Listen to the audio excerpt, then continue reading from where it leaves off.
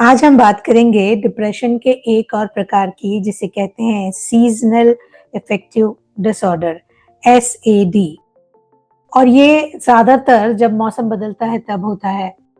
अभी आप देख रहे होंगे कि ठंड का मौसम आया है। कभी कभी ऐसा होता है कि हमें ठंड बहुत लगती है, दिन छोटे हो जाते हैं, धूप नहीं मिलती है, मूड हमारा बार बार ऊपर नीचे होता रहता है, सुस्ती लगती है, नींद बहुत आती है और एक अजीब सा खालीपन लगता है। ये जो सारे लक्षण हैं, तो यही लक्षण होते हैं इस तरह के डिसऑर्डर के जिसे हम कहते हैं एसएडी। एसएडी एक ऐसा डिसऑर्डर है जो ज्यादातर तब होता है जब सीजन बदलते हैं और स्पेशली जब ठंड आने वाली होती है तब ये ज्यादातर अपना असर दिखाता है, क्योंकि ठंड में दिन छोटे हो जाते हैं, रातें लंबी हो जाती हैं और धूप कम मिलती है। धूप कम होने से हमारे बॉडी में जो सेरोटोनिन का लेवल होता है वो कम ज्यादा होता है और उसी के कारण मूड डिसऑर्डर्स होते हैं। हमें अजीब सा लगता है, हम बहुत थकान सी महसूस करते हैं और एनर्जी लेवल कम हो जाता है। हमें ये ध्यान रखने की जरूरत है कि कई बार हमें समझ ही नहीं आता कि ये क्या हो रहा है। तो समझें कि ये ऐसे भी है और ये डिप्रेशन का एक प्रकार है। जब आप इसे इस तरह से सीरियसली लेंगे तो आप इस पर ध्यान भी देंगे और इससे बाहर निकलने के तरीके भी ढूंढेंगे। सेरोटोनिन के साथ साथ ऐसी स्थिति में मेलाटोनिन का लेवल भी नीचे की तरफ जाता है, जो कि हमारी नींद को रेगुलेट करता है।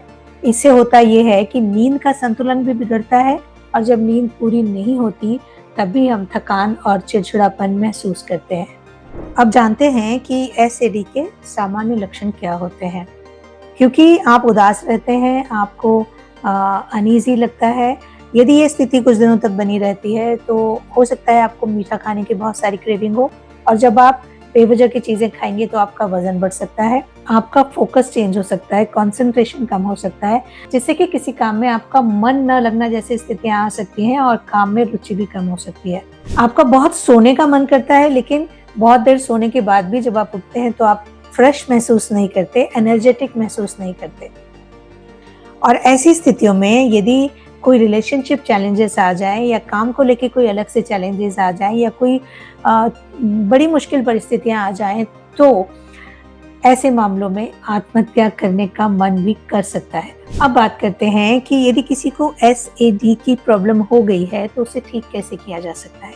नंबर 1, लाइट थेरेपी का इस्तेमाल किया जा सकता है, जिसमें मरीज को एक ऐसे बॉक्स के सामने बिठाया जाता है जो नेचुरल सनलाइट की तरह ही असर करता है और चूंकि नेचुरल सनलाइट की तरह उसे वो लाइट मिलती है, उससे उसका मूड धीरे धीरे बेहतर होता है। रोज 20 मिनट या 30 मिनट उस बॉक्स के सामने बैठने से धीरे धीरे मरीज की स्थिति बेहतर होती जाती है। नंबर 2, डॉक्टर से बात करके कुछ दवाइयाँ ली जा सकती हैं जिससे आपके अंदर सेरोटोनिन का लेवल अच्छा होता है और जैसे ही सेरोटोनिन का लेवल बढ़ता है हमारे प्रॉब्लम्स धीरे धीरे कम होते जाते हैं। Number 3, psychotherapy. आप कॉग्निटिव बिहेवियर थेरेपिस्ट की मदद ले सकते हैं, आप एनएलपी थेरेपिस्ट की मदद ले सकते हैं, आप टाइमलाइन थेरेपिस्ट की मदद ले सकते हैं या दूसरे और हीलर्स जो होते हैं उनकी मदद ले सकते हैं, जिससे आपका मूड भी ठीक होता है, आप निगेटिविटी से बाहर निकलते हैं, पॉजिटिविटी की तरफ जाते हैं।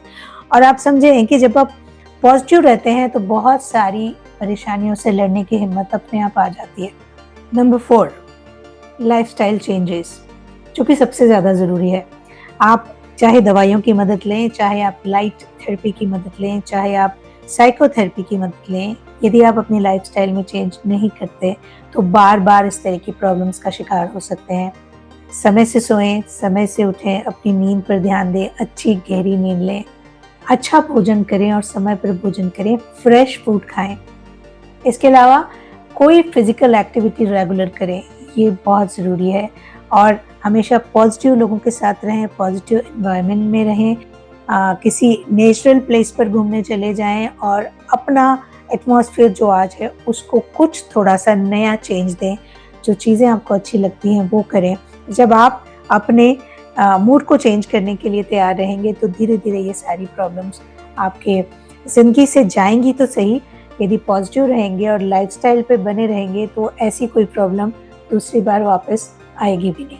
आज आपने जाना कि सीजनल अफेक्टिव डिसऑर्डर क्या होता है और इससे कैसे बाहर निकला जा सकता है। अगले वीडियो में एक और नए तरह के डिप्रेशन की बात करेंगे और उससे बाहर कैसे निकला जा सकता है उसकी भी बात करेंगे। तब तक के लिए अपना ख्याल रखिए।